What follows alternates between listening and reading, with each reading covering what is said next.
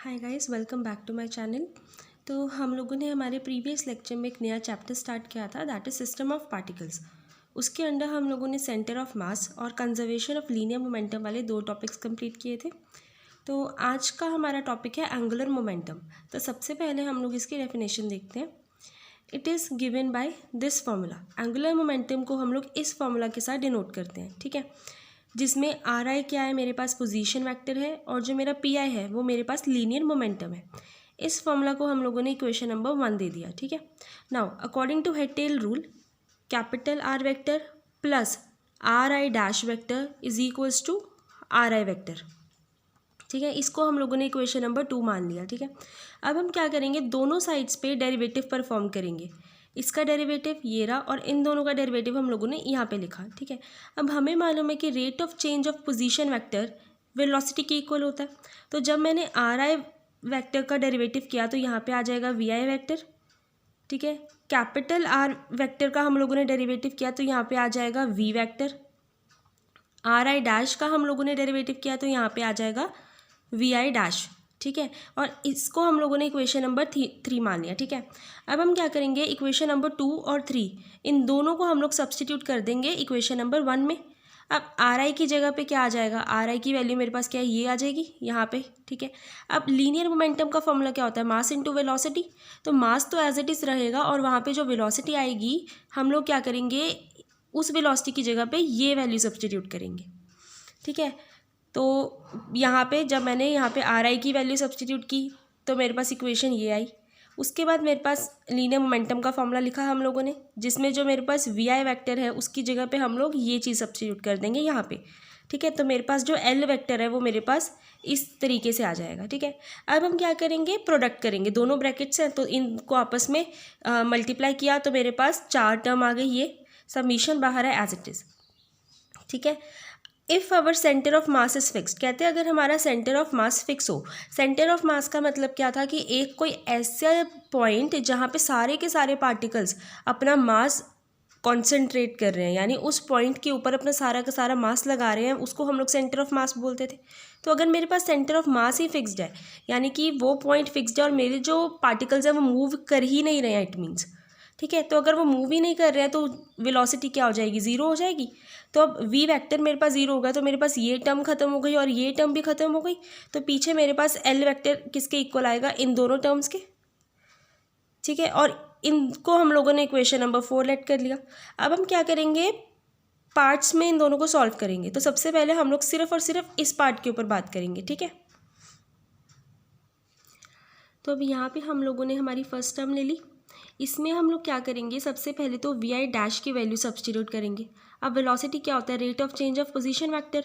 तो अब ये वी आई डैश की बात हो रही है तो यहाँ पे आर आई डैश आ जाएगा इस तरीके से।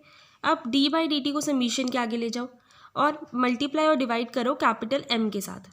तो मेरे पास इक्वेशन कुछ इस तरीके से आएगी। अब सेंटर ऑफ मास का हम लोगों ने फॉर्मूला किया था, ये वाला फॉर्मूला। तो मेरे पास अब ये साइड बन चुकी है, इसकी जगह पे मैं यहाँ पे कैपिटल आर सब्सटीट्यूट कर दूंगी। तो आर सब्सटीट्यूट करने के बाद मेरे पास इक्वेशन कुछ इस तरीके से आ गई, ठीक है। अब ये कैपिटल आर है जो मेरा, उसका क्या हो रहा है, डेरिवेटिव हो रहा है, यानी कि rate of change of position vector किसके इक्वल होता है, वेलोसिटी के इक्वल होता है। तो यहाँ पे वी बार आ जाएगा और ये वेलोसिटी किसकी है, सेंटर ऑफ मास की है, ठीक है। अब as the both vectors are in same direction therefore they will be equals to zero vector. तो अब दोनों के दोनों वेक्टर्स क्या हैं, सेम ही डायरेक्शन में, इसलिए इन दोनों का प्रोडक्ट क्या हो जाएगा, जीरो हो जाएगा। तो मेरे पास इन शॉर्ट ये वाली सारी की सारी टर्म किसके इक्वल आ जाएगी, जीरो वेक्टर के इक्वल आ जाएगी। तो अब इक्वेशन नंबर 4 क्या बन जाएगी मेरी, अब ये वाली सारी की सारी टर्म मेरे पास जीरो हो चुकी है तो मेरा जो एल वेक्टर है वो किसके इक्वल आ जाएगा, इस टर्म के इक्वल आ जाएगा, ठीक है। यहाँ पे ये आ गया। और अब ये क्या है, एम वी आई डैश। अब मास इंटू वेलोसिटी किसके इक्वल होता है, लीनियर मोमेंटम के। तो यहाँ पे क्या आ जाएगा, पी आई वेक्टर आ जाएगा, p i dash sorry p dash vector आ जाएगा, ठीक है। तो ये है मेरे पास एंगुलर मोमेंटम का formula. Now the meaning of the equation is that the total angular momentum about a point O is equal to the sum of angular momentum of the system concentrated at the center of mass and the angular momentum of a system of a particle about the center of mass। तो अब ये क्या बोल रहे हैं कि जो equation हम लोगों ने अभी ड्राइव की है उससे हमें ये पता लगता है कि जो मेरा एंगुलर मोमेंटम है, टोटल एंगुलर मोमेंटम क्या है, दो चीज़ों का सम है। पहली चीज़ क्या है, हमारे पास जो जितना भी एंगुलर मोमेंटम है, जो भी एंगुलर मोमेंटम हमारे पास सेंटर ऑफ मास के ऊपर अप्लाई हो रहा है वो। सेकंड चीज़ क्या है, वो एंगुलर मोमेंटम जो सेंटर ऑफ मास के अराउंड यानी उसके आसपास अप्लाई हो रहा है। यानी कि मेरे पास टोटल एंगुलर मोमेंटम दो चीज़ों का सम है, जिसमें से पहली चीज़ क्या है, एंगुलर मोमेंटम जो सेंटर ऑफ मास के ऊपर अप्लाई हो रहा है, और दूसरी चीज़ क्या है, वो एंगुलर मोमेंटम जो कि सेंटर ऑफ मास के अबाउट हो रहा है। ठीक है, उन दोनों का सम करके मेरे पास टोटल एंगुलर मोमेंटम आता है। तो अब हमारा नेक्स्ट टॉपिक है कंजर्वेशन ऑफ एंगुलर मोमेंटम। अब हम लोगों ने ये तो देख लिया कि एंगुलर मोमेंटम है क्या। अब हम लोग ये पता करेंगे कि किस पॉइंट के ऊपर मेरा एंगुलर मोमेंटम है वो कंजर्व होगा। ठीक है, तो अब एंगुलर मोमेंटम का ये फॉर्मूला है। ठीक है, हम क्या करेंगे, दोनों साइड्स पे इसका डेरिवेटिव करेंगे। राइट हैंड साइड पे हम लोग क्या करेंगे, अब प्रोडक्ट रूल अप्लाई करेंगे। तो सबसे पहले हम लोगों ने पी आई वैक्टर को एज इट इज़ रखा, तो मेरे पास डेरिवेटिव किसका हो जाएगा, आर आई वैक्टर का, प्लस फिर हम लोगों ने इसको एज इट इज़ रखा और फिर पी आई वैक्टर का। अब rate of change of position vector किसके इक्वल होता है, वेलोसिटी के इक्वल होता है, तो यहाँ पे आ जाएगा वी आई वैक्टर। अब पी आई किसके इक्वल होता है, लीनियर मोमेंटम होता है मास इनटू वेलोसिटी, तो वो फॉर्मूला यहाँ पे सब्सटीट्यूट हो जाएगा, ये चीज़ एज इट इज़। ठीक है, और अब rate of change of linear momentum हमारा न्यूटन का सेकंड लॉ किसके इक्वल आएगा, ये फोर्स के इक्वल आ जाएगा। तो मेरे पास अब नेक्स्ट इक्वेशन क्या बन जाएगी,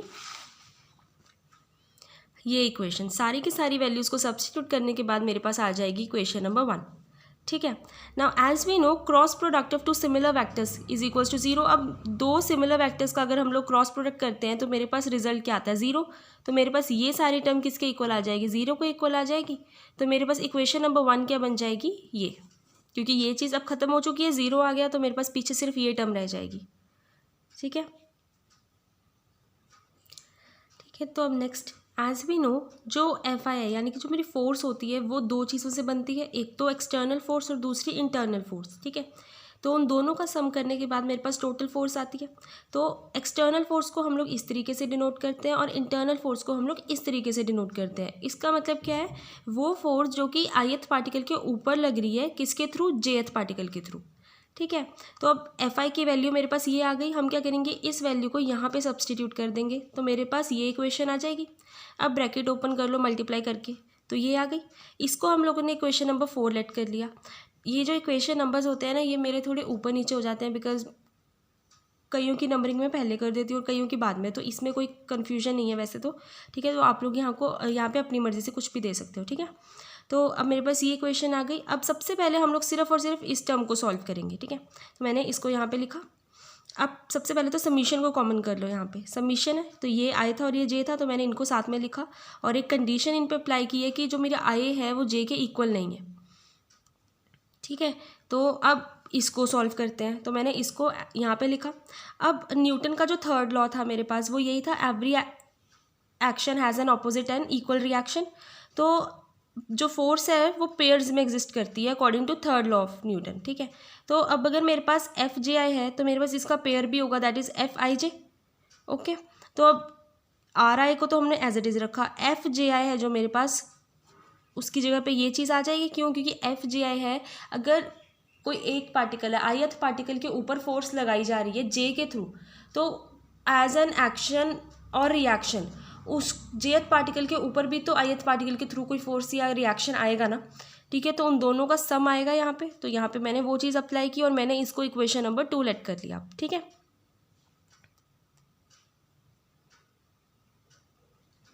now bye head tail rule जो मेरे पास आर आई वैक्टर है ये किसके सम के इक्वल है, are I J plus R J vector के। ठीक है, तो इसमें से हम लोग क्या करेंगे, आर जे आई वैक्टर की वैल्यू निकाल लेंगे इसको इधर शिफ्ट करके। तो अब मेरे पास जो इक्वेशन नंबर 2 थी मैंने उसकी ब्रैकेट ओपन कर ली मल्टीप्लाई करने के बाद, तो मेरे पास अब ये चीज़ आ गई जिसको मैंने इक्वेशन नंबर 3 लेट कर लिया। ठीक है, अब एफ जे आई है, ठीक है, इसका एक ऑपोजिट पेयर भी एग्जिस्ट करेगा according to Newton's third law. ठीक है, और वो ऑपोजिट डायरेक्शन में होता है, इसलिए वहाँ पे एक नेगेटिव का साइन आ गया। डन, अब इसकी जगह पे हम लोग क्या करेंगे, ये वैल्यू ही सब्सटीट्यूट कर देंगे। चीज़ है यहाँ पे आ गई, और नेगेटिव को अब नेक्स्ट स्टेप में हम लोगों ने बाहर निकाला। अब मेरे पास एफ जे आई है वो कॉमन आ रहा है, दोनों टर्म्स में से मैंने कॉमन निकाल लिया, तो ब्रैकेट में मेरे पास ये चीज़ बची, और according to head tail rule मेरे पास ये चीज़ किसके इक्वल है, आर जे आई के, तो मैं यहाँ पे आर जे आई सब्सटीट्यूट कर दूँगी। अब ये दोनों जो वैक्टर्स हैं ये भी दोनों सेम डायरेक्शन में है, that is from i to j और जे टू आई, ठीक है। तो ये किसके इक्वल आ जाएगा, जीरो वेक्टर के इक्वल। तो मेरे पास जो ये सारी की सारी टर्म है, पूरी टर्म किसके इक्वल आ गई, जीरो के इक्वल आ गई। इस वैल्यू को इक्वेशन नंबर 4 में सब्सटीट्यूट कर दो। इक्वेशन नंबर 4 में सब्सटीट्यूट करना है मुझे, ठीक है। तो मेरे पास इक्वेशन नंबर 4 कौन सी थी, ये वाली थी, तो ये चीज़ क्या हो गई, अब जीरो हो चुकी है मेरे पास, तो मेरे पास अब सिर्फ ये टर्म बच गई।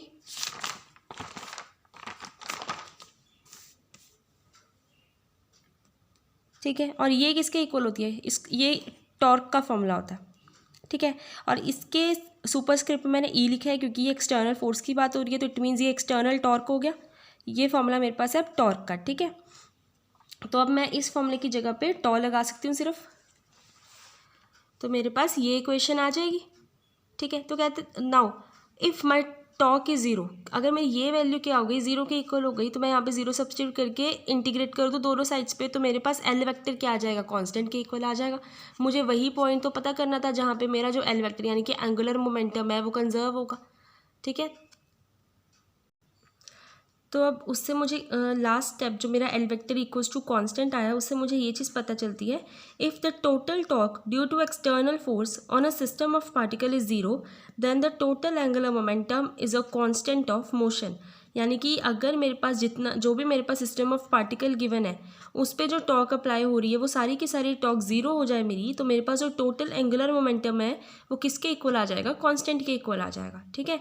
तो यही तो हमें पता करके देना था। तो एंगुलर मोमेंटम वाला टॉपिक हमारा यहीं पे कंप्लीट होता है।